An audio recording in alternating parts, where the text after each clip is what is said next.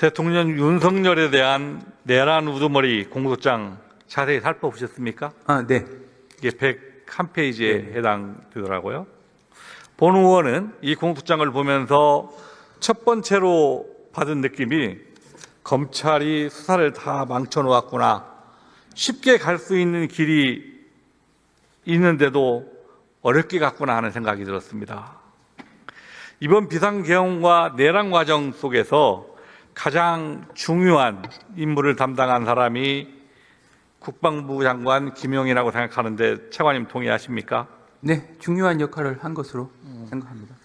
김용현에 대한 공소장을 보면 이 공소장이 총 83쪽으로 네. 이루어졌습니다. 보셨습니까? 네, 맞습니다. 표지 및 목차, 피고인과 사건 관계인들의 신분 및 지휘 부분이 앞부분 8쪽을 차지합니다. 그리고 그 뒤 74쪽이 내란 부분이고요.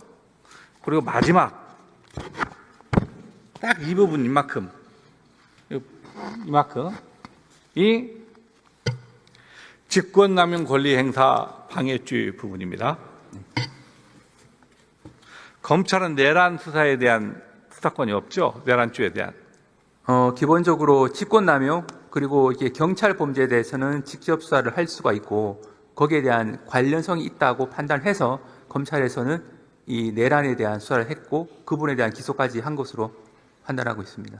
자, 내란죄에 대한 수사권이 없다는 것을 검찰이 잘 알고 있을 텐데, 뭐 경찰은 별도를 하고 조기호라든가 서울경찰청장은 이 자신들의 공소장 83페이지에서 단 한쪽밖에 해당되지 않은 직권남용에 대한 수사 권한이 제외하고 있다고 해서 군 관계자들에 대한 수사를 우리가 해야 한다라고 고집한 이유가 무엇입니까? 기본적으로 검찰은 직권남용에 대한 수사도 할 수도 있고 또 한편으로는 경찰 이 간부에 대한 수사도 할 수가 있습니다. 그래서 경찰청장, 서울지방경찰청장에 대한 수사를 적법하게 개시를 했고 그것을 기본범죄로 한 사항에서 내란 범죄는 관련 범죄로 수사를 할 수 있다고 검찰은 판단한 것으로 알고 있습니다. 제가 질문할 때 경찰을 물어본 것이 아니라 군 관계자들에 대한 수사를 한 걸 물어본 겁니다. 나머지 군 관계자라는 공소장을 보면 다 이런 식으로 되어 있거든요. 자, 또한 이번 내란 영역에 동원한 여러 장비들이 나옵니다. UH-60 헬기, 장갑차, 소총 등. 여기에서 가장 중요한 장비 하나만 딱 들자면 저는 연락할 때 사용했던 비화폰이라고 생각합니다. 이 비화폰은 대부분이 다 대통령 경호처에서 지급한 것입니다. 이 경호처에서 지급하는 비화폰은 데이터의 송수신 내용이 철저히 암호화되어 있어서 서버에 접근하지 못하면 복구하더라도 분석할 수 없도록 설계되어 있다는데 맞습니까? 네, 그런 것으로 알고 있습니다. 이것은 거꾸로 비화폰을 운영하는 서버에 접근할 수 있다면 비화폰을 누가 사용했고 언제 사용했고 그 내용이 무엇인지를 쉽게 밝힐 수 있다는 것이죠. 네, 그런 기술적인 부분은 좀 더 살펴봐야 될 것 같긴 합니다만 기본적으로는 큰 틀에서는 맞는 말씀. 네, 차관님, 경찰청 특별수사단이 1월 19일에 김성훈 대통령 경호처 차장에 대해서 윤 대통령의 1차 체포영장 집행을 저지한 혐의 특수공무집행장으로 구속영장을 청구했는데 서울 서부지검은 1차 체포영장 집행 당시 현장 체증 기록이 있고 재범 우려가 없다며 구속영장 청구를 하지 않았죠. 맞습니까? 네, 그렇습니다. 그런데 김성훈은 대통령 관저 2차 체포 집행 시에도 체포영장 집행을 저지했습니다. 그 뒤 1월 24일 특수부는 김성훈 차장의 범죄 행위가 충분히 소명되었고 증거인멸 우려가 있다고 영장을 재신청했는데 이미 재범을 저지른 김성훈에 대해서 검찰은 또다시 보완 수사를 요구하며 구속영장을 반려한 사실이 있죠. 네, 그렇습니다. 경찰의 영장 신청에 대해서 검찰이 법원에 영장을 청구해서 기각이 되는 것은 변론으로 하더라도 두 번 모두 영장 자체를 법원에 청구하지도 않고 반려충분하는 것은 쉽게 납득이 안 가는데 어떻게 설명하시겠습니까? 네, 당시 경호청 차장에 대한 영장 범죄 사실은 크게 보면 공무집행 방해 혐의가 한 가지가 있고 또 한 가지는 직권남용 인사권 행사 부분인데 두 가지 부분에 대해서 법리적인 측면에서 보완할 부분이 있다라고 담당 검사는 판단한 것으로 알고 있고 그리고 당해 혐의 사실에 대한 구속영장을 기각한 거는 당해 범죄 사실 자체에 대한 증거 인멸 우려가 있다고 판단하지 않은 것으로 보이고 지금 언론에서 나왔듯이 다른 증거 인멸했다고 하는 그 부분은 영장이 기재된 혐의 사실 외에 다른 혐의에 대한 부분이라서 담당 검사는 그 부분을 좀 엄격하게 판단하는 것으로 생각하고 있습니다. 그런데 그 뒤 밝혀진 사실을 보면 특수본에서 김용윤 국방부 장관에 대한 압수수색 영장을 검찰에 청구하자 검찰의 고위 간부가 김용현 국방장관에게 비화폰으로 전화를 걸어서 통화한 사실이 있다라고 하는데 맞습니까? 네, 그 부분은 담당 고위 간부가 나와서 그 부분을 설명하고 그리고 전화 통화를 한 바로 다음 날 김용현 국방장관은 특수본의 수사경이 좁혀오자 검찰에 자진 출석가 있죠. 네, 당시 대검 간부가 이 소환을 하기 위해서 연락을 한 것으로 알고 있고 그에 따라서 자진 출석한 것으로 알고 있습니다. 이 검찰 고위 간부 누구입니까? 대검 차장검사 이진동 검사입니다. 지난번에 본인이 이 부분을 충분히 왜 설명한 통화하셨다고 합니까? 기본적으로 그 김영원 전 장관이 연락이 안 되고 해서 담당 이제 검찰 특수본이 구성된 이후에 이 소환 조사를 해야 될 사항인데 연락이 안 되는 상황이 벌어졌습니다. 그래서 대검 차장이 연락처를 받아서 그 연락처로 통화를 했는데 그 이진동 차장검사 이야기로는 그 상대방이 전화한 그 휴대폰이 비화폰이라는 사실은 몰랐다라고 하고 있습니다. 본인은 몰랐다? 예, 본인은 비화폰이라고 하는 것은 사실 알 수는 없거든요. 상대방이 어떤 휴대폰으로 전화를 했는지 여부는 알 수는 없으니까.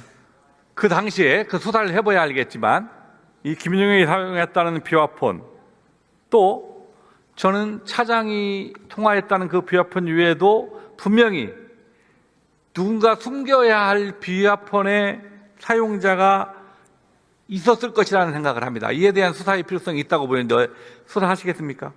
그 부분은 앞에서 경호처 차장에 대한 구속영장은 기각했지만 관련 사건에 대한 압수수색 영장은 청구를 해서 필요한 범위 내에서 이 자료는 받아서 분석 중에 있는 것으로 알고 있고 위원님께서 말씀하신 부분까지 다 수사팀한테 참고할 것으로 생각하고 있습니다.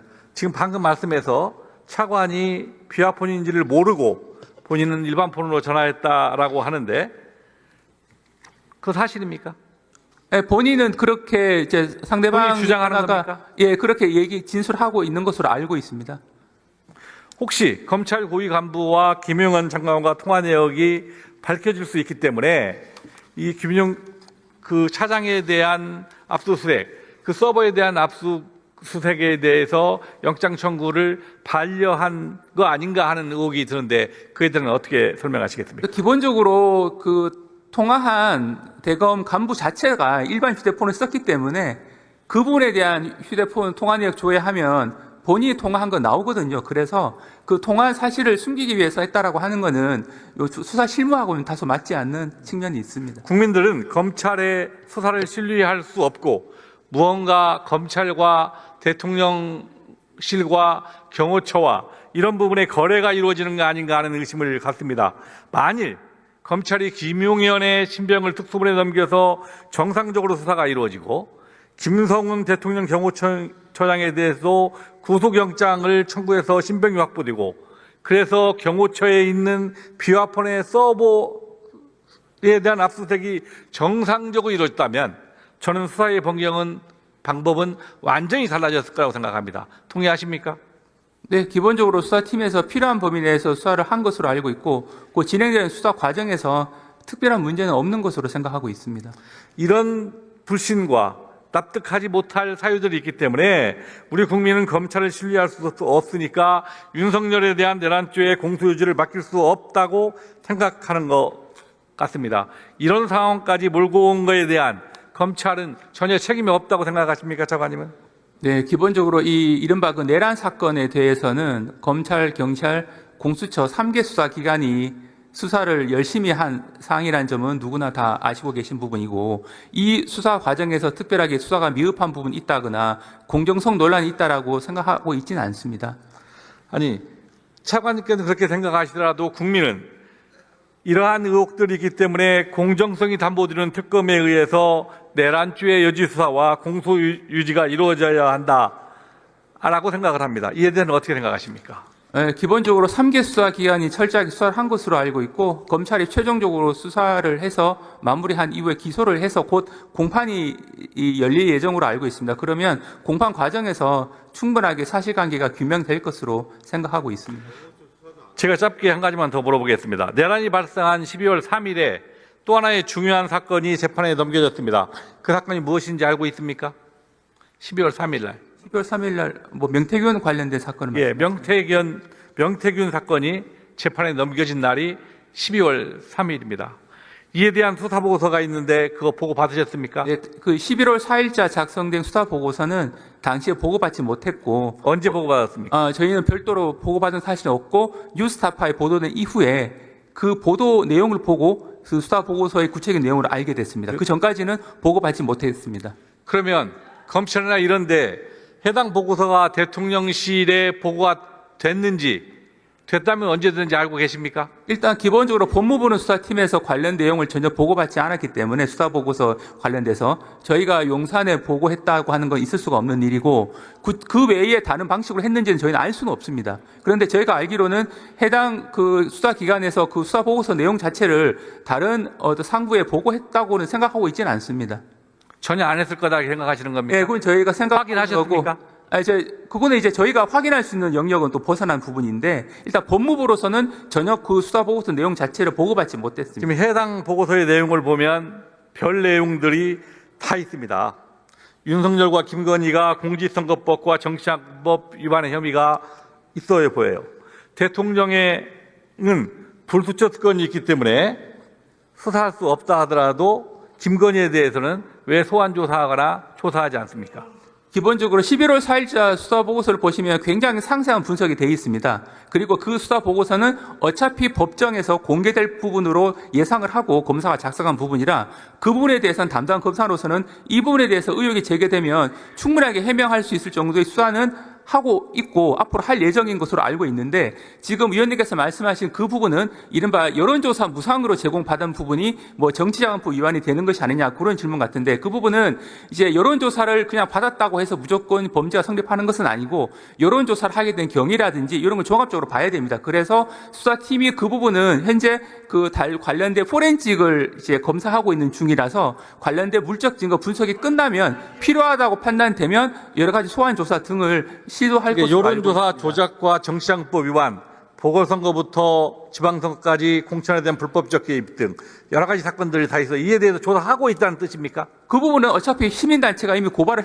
했기 때문에 어차피 수사를 해야 됩니다. 그런데 구체적인 수사 방식이나 시점에 대해서는 이제 그 담당 수사팀에서 검토하고 있는 것으로 알고 있고 지금 문제되는 것이 그 명태균 피고인의 이른바 황금폰이라고 하는 휴대폰에 대한 포렌식이 지금 진행 중이기 때문에 분석이 끝나봐야 구체적인 소환 계획 등이 정해질 수 있을 거라고 생각합니다. 이 명태균에 대한 수사 보고서가 이 내란의 도화선이 되었다는 의혹이 제기되고 있습니다. 이 사태의 발발인 명태균 게이트에 대한 진상규명이 저는 반드시 필요하다고 생각합니다. 차관님의 진술에 의하더라도 현재 검찰의 수사가 제대로 이루어지는지가 굉장히 불투명합니다. 이에 대해서는 명명백백히 진실을 밝힐 수 있는 명태균 게이트에 대한 특검이 필요하다고 보는 거는 생각하시는데 차관님 생각은 어떠십니까? 네, 기본적으로 특검을 도입하시는 분은 한 두 가지 주장을 하시는 것 같습니다. 첫 번째 주장은 수사가 중단됐다. 특검을 통해서 밝히자는 부분인데 수사는 진행 중에 있습니다. 그리고 또 한 가지 부분은 명태균 피고인 자체가 특검을 통해서 뭔가 진실을 규명할 수 있는 것 같은 연출을 해서 그런 건데 그런 명태균 피고인 스스로가 12월 12일자로 검찰에 이른바 그 황금폰이라고 휴대폰을 이미 제출했습니다. 그래서 명태균 피고인 측의 주장에 의하더라도 검찰 수사에 대해서는 처음에는 협조할 의사를 분명히 보였고 그걸 전제로 압수한 이미 제출한 휴대폰을 분석을 해서 저희가 철저하게 수사를 할 것으로 생각하고 있습니다. 특검이 추후에 통과되는 것은 변론으로 하더라도 지금 차관님 말씀은 수사가 철저히 이루어지고 있다라고 네, 그렇게. 하고 있는 겁니다. 그 가시적인 성과를 언제까지 내실 수 있다고 생각하십니까? 왜 휴대폰 분석이 이렇게 오래 걸리냐고 생각하시는데 양이 상당히 많고 요즘은 포렌식 분석을 하면 피고인 측 변호인이 참여를 합니다. 그래서 이 부분은 명태균 피고인 측 변호인에게 여쭤보셔도 잘 아실 거라고 생각하는데 분석 과정이 생각보다 시간이 오래 걸리는데 최대한 속도를 지금 내고 있는 상황입니다. 자, 그러면 지금부터 잠시만 주목해 주시기 바랍니다. 제가 구독자분들을 위해서 선물 하나를 준비했는데요. 제가 항상 여러분들께 드리는 말씀이 있습니다. 뉴스만 평소에 잘 챙겨보셔도 돈이 되고 돈을 벌 수 있다라고 말씀을 드렸는데요. 여러분들은 여기 보시는 삼성전자 뉴스를 보고 어떤 생각이 드세요? 아니면 정치인들의 뉴스, 날씨 뉴스를 보고는 어떤 생각이 드시나요? 그냥 뉴스만 보고 끝내는지 아니면 이 뉴스를 어떻게 이용할 수 있는지 이 부분을 고민하고 계시는지를 되물어보고 싶습니다. 그 이유가 뭐냐 하면 제가 지난번에 여러분들께 뭐라고 말씀을 드렸었죠? 지금은 반도체 섹터를 눈여겨보셔야 한다고 말씀드렸습니다. 그리고 나서 이런 썸네일들 뉴스를 통해서 많이 보셨을 겁니다. 반도체 내용이 이슈가 됐을 때 부자들은 어떻게 생각한다? 반도체 관련주들은 뭐가 있는지, 어떤 종목이 가장 좋은지, 어디에 투자해야 돈이 몰리는지 자연스럽게 생각한다고 제가 말씀을 드렸죠. 그 이유가 뭐냐 하면 부자들이 봤을 때는 이슈가 곧 돈으로 이어지고 그 이슈가 나에게 돈을 벌어준다는 경험적 확신이 있기 때문에 부자들은 항상 이런 사회적 이슈를 관심 있게 챙겨본다고 제가 말씀을 드렸습니다. 이번에도 마찬가지인데요. 제가 지난번에 시청자분들과 함께하는 주식으로 수익 내기 이벤트를 진행했었죠. 당연히 100% 무료로 진행을 했었고요. 여기 보시면 아시겠지만 제가 지난번에도 구독이라고 보내주신 모든 시청자분들께 반도체 관련주 중에 가장 크게 급등할 딱 한 종목, 많은 종목도 아니라 한미반도체 한 종목을 여러분들께 추천드렸어요. 그러면서 여기 나와 있는 대로 정확히 얼마에 매수해야 하는지, 그리고 수익률이 어느 정도 나왔을 때 팔아야 하는지를 이런 부분들까지 여러분들에게 정확히 알려드렸었는데 지금 실제로 어떻게 되었다? 오른쪽을 보시면 아시겠지만 제가 지난번 문자 발송으로 이 한미반도체를 소개해드리고 나서 실제로 이렇게 5배 이상 어마무시한 상승이 나왔습니다. 100만 원만 투자를 했어도 무려 500만 원이 넘는 수익금이 생긴 거죠. 그래서 당시에도 굉장히 많은 분들이 제가 드린 이 한미 반도체로 수익을 내실 수가 있으셨을 텐데요. 다시 한번 축하드린다고 말씀을 드리겠고 이번에도 마찬가지입니다. 앞으로도 2024년, 2025년 계속해서 기대해볼 섹터는 AI입니다.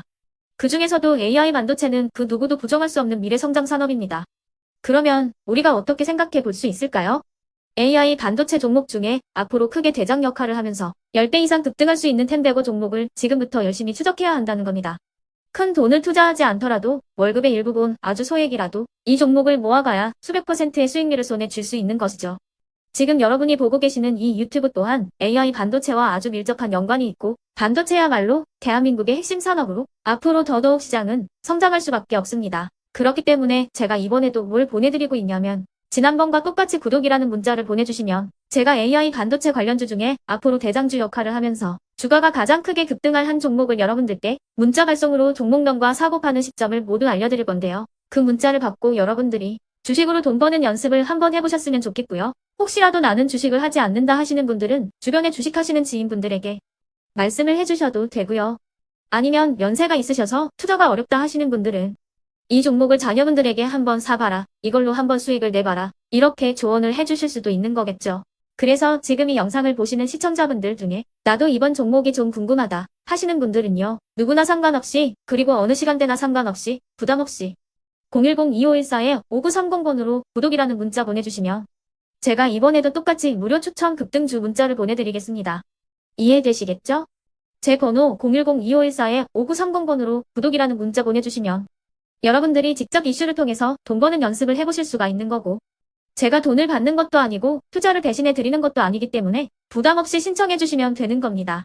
그리고 수익이 나면 저는 다른 것은 하나도 바라지 않습니다. 제 채널에 구독, 좋아요 한 번씩만 눌러주시라 이렇게 다시 한번 말씀을 드리겠습니다.